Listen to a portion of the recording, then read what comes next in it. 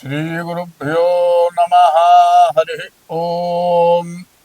श्रीमहागणाधिपतये नमः। श्रीमहासरस्वत्यै नमः। हरि ओम।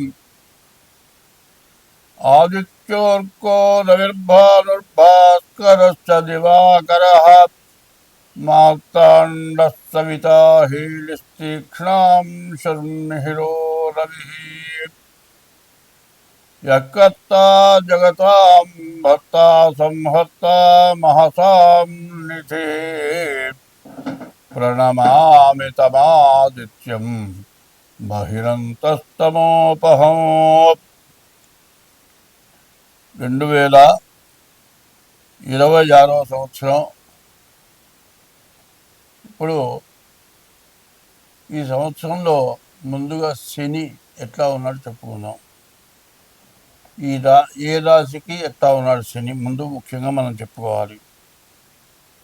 అయితే దానికి ముందుగా ఒక విషయం చెప్పుకుందాం. ఎట్లా అంటే అసలు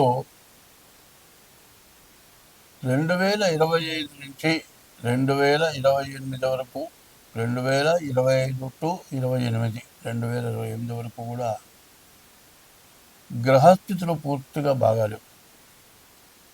ఈ గ్రహస్థితులు బాగా లేకపోవటం కారణం ఏంటంటే ముందు స్వార్థం అనేది బాగా ఎక్కువగా పెరిగిపోయింది. ప్రతివాడు ఎట్లా ఉన్నాడంటే తనకంటే ఎక్కువ వాడిని చూసి వాడిలాగా నేను ఇట్లా అవుతాను. ప్రతివాడు కూడా ఆలోచన ఎట్లా ఉంది. కొన్ని కోట్లు టాటా బిర్లా ఇట్లాంటి వాళ్ళు ఉన్నారు, మరి లేకపోతే సినిమా యాక్టర్లో ఉన్నారు, లేకపోతే రాజకీయ నాయకులు ఉన్నారు. వాళ్ళు వందల కోట్లలో ఉంటున్నారు. మనం కూడా ఎట్లా పెరగాలి అనేటువంటి ఆలోచన ప్రతివాడికి వస్తుంది. కొంతమందికేమో ధర్మమైన మార్గంలో వస్తుంది కోట్లు. బిజినెస్ ద్వారా రావచ్చు. బిజినెస్ వ్యాపారం ద్వారా కూడా కొన్ని పొరపాట్లు చేస్తే కూడా రావచ్చు. అదే యాక్టర్లు అనుకోండి, వాళ్ళ మంచి యాక్టర్ అయితే వాడికి ఒక వేషానికి ఎంత తీసుకుంటారు, అట్లా కూడా వాళ్ళు సంపాదించుకోవచ్చు. కానీ మనమందరం కూడా అట్లా సంపాదించుకోవాలంటే అవుతుందా కాదా అనే ఆలోచన లేదు.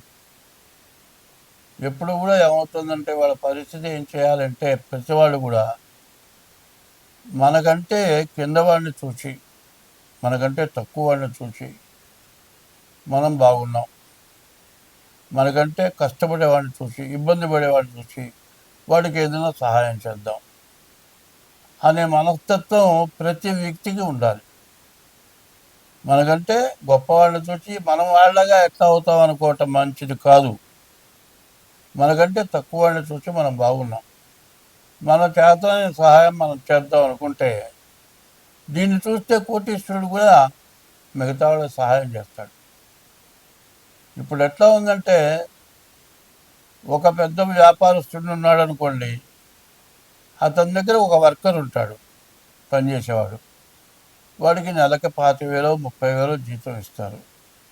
ఈ 25,000 30,000 జీతం కరెక్ట్గా నెలకి ఫస్ట్ తారీఖు ఇవ్వడు, మొత్తం ఇవ్వడు. ఎందుకు ఇవ్వడు అంటే మొత్తం ఇచ్చేస్తే మళ్ళీ బయటికి వెళ్ళిపోతాడేమో,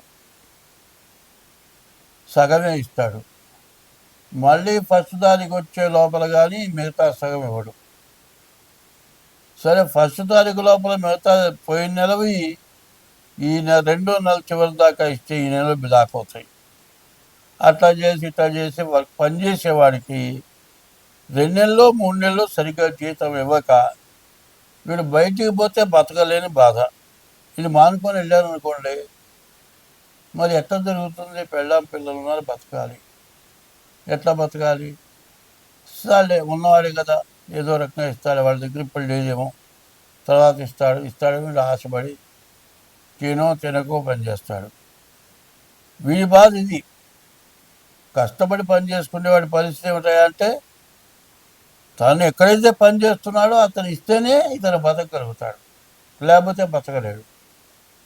కాదని ఇంకో చోటు పోదామంటే సగం జీతం ఇవ్వలేదే, వెళ్ళిపోతే అది కూడా ఇవ్వడేమో, ఎట్టో తీసుకుందాం. ఇట్లా జరిగి జరిగి జరిగి చివరికి ఏమవుతుంది, 2 నెలలు 3 నెలలు 4 నెలలు ఆపుకుంటాడు. అదే తన దగ్గర వర్కర్ ఉంటాడు కదా, ఆ వర్కర్ దగ్గర నీ వస్తువులు ఏమన్నా ఉన్నాయనుకోండి, ఏదైనా చెడిపోతే ఆ డబ్బులు ఇవ్వు. ఇది పలానా చెడగొట్టావు, ఇది చెడిపోయింది, ఇది ₹1,00,000 వస్తువా, నీకు 3 నెలల జీతం ఎక్కడ ఇవ్వమంటావా అంటాడు. వీడిని ఈ విధమైన ఇబ్బందులు పెట్టడం ఎక్కువైపోయింది. కొన్ని వస్తువులు ఎట్లా ఉంటాయంటే, సెల్లు ఫోన్ అనుకుందాం కొద్దిసేపు, ఎంత కొత్త ఫోన్ అయినా ఎలక్ట్రానిక్ వస్తువు చెడక్కని చెడిపోతుంది. మంచది కూడా ఇంతలో కూడా చెడిపోతుందేమో అని ఆలోచించట్లే. వాడి చేతిలో చెడిపోయింది కాబట్టి వాడితే బాధ్యత. ఈ రకంగా ఆలోచించి నేను లేకపోతే వాడు బతకలేడు అనుకుంటున్నాడు.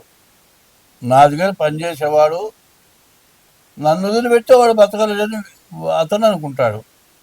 వీడేం చేస్తాడు, చూస్తాడు 2 నెలలు 3 నెలలు 4 నెలలు 5 నెలలు చూస్తాడు. జీతం ఇవ్వకపోతే ఏం చేస్తాడు, వాడు మానుకొని బయటికి వెళ్ళిపోతాడు. బయటికి వెళ్ళిపోయి అంత జీతమైన చేస్తాడు.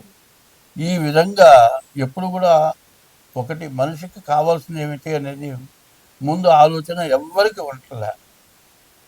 ఎప్పుడు కూడా మన దగ్గర పనిచేసేవాడు ఉన్నాడంటే వాడు ఫస్ట్ పడుకోకూడదు, వాడు సుఖంగా తినాలి, బతకాలి. కాదు వాడికి ఏదైనా నలజీతం కాకుండా ఇంకా కొద్ది గొప్ప మనం ఇద్దామనేటువంటి మనస్తత్వం ఉండాలి. అట్లా ఉంటే నీ దగ్గర వర్కరు మానుకొని వెళ్ళిపోడు. అదే కాదు, నీ వర్క్ ఖచ్చితంగా బాధ్యతగా చేస్తాడు. అది ఆలోచించట్లే. ఎంతసేపు జీతం నువ్వు సరిగా ఇవ్వకుండా వాడిని ఇబ్బంది పెట్టి వాడు వెళ్ళిపోకుండా నీ బ్లాక్ చేస్తున్నాను, వాడే పడి ఉంటాడు అనేటువంటి దురాలోచన.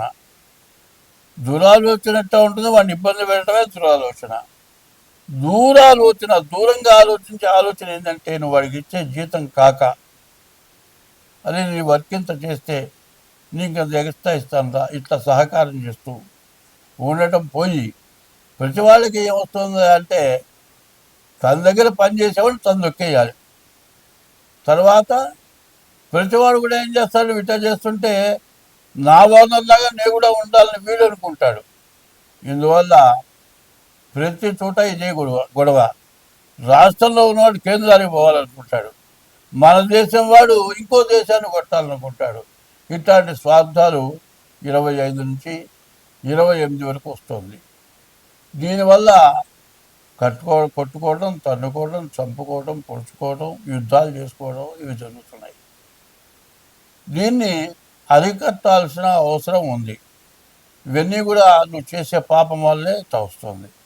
ఏ జీవరాశిని కూడా 84 లక్షల జీవరాశులు ఉన్నాయి. నోరు లేని మూగ జీవాలు ఉన్నాయి. ఏ జీవరాశిని కూడా కష్టపెట్టకుండా మనం ఉంటే, అందరూ బాగుండాలని కోరుకుంటే మనం బాగుంటాం, అందరూ బాగుంటారు. ఇది లేకుండా ప్రతి వాళ్ళకి స్వార్థం, అందరికంటే నేను పెరగాలి.